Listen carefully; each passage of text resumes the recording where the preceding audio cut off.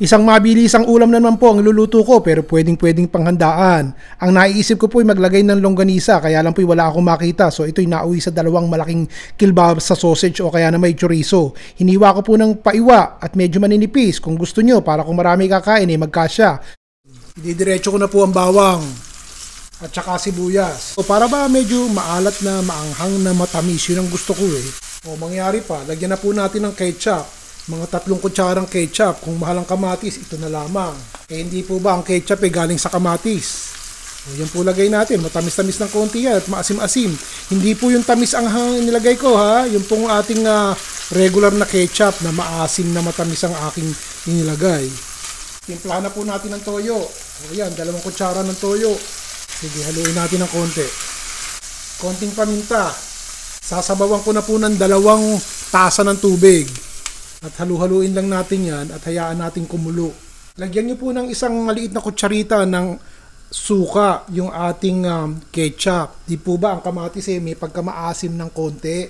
O yan, nilagyan natin para umasim-asim ng konti. Di ba Tita Betty? Nanonood po si Tita Betty. Ito nasa harapan ko. Oh. Sarap na naman ang ulam natin. Tita Betty ano? O kumukulo na po ng bahagya. Ilagay na po natin tong ating, nako siguro ilang guhit lang to ng repolyo. Haluin po natin. Wala pang ang kalahating kilo ng repolyo itong inilagay ko eh. Basta magkagulay lang ng konti. Laging may gulay ang niluluto natin. O, takpan po natin yan. O teka, tignan natin kung medyo luto-luto na yung ating repolyo. Kasama ko na po itong ating tahong. O napapansin nyo ba? Nakabuka na yung tahong oh. Luto na po yan. Wala po kasi kumakuhang sariwa eh. Dini sa banda ko. So ang nakuha ko yun na pong ilado pero napasingawan na. So tinanggal ko lang sa plastic at tinunaw ko ng konti. May konting yelo-yelo pa nga ng konti. Napapansin nyo, luto na po yan. Pero kung maglalagay po kayo ng tahong dito sa niluluto nyo, kung gagayahin nyo, ilagay nyo po sa umpisa ng ating pagluluto para maluto at bumuka. Italagyan ko na po ng kinchay. Aba, hindi nagkausto.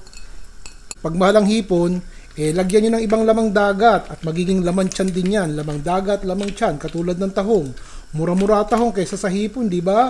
O pag nagigisa kayo ng repolyo, ano na laman nyo? Pwede po kayo maglagay ng ketchup na may konting suka. Kamatis din yun, di po ba? Sarap po natin yan.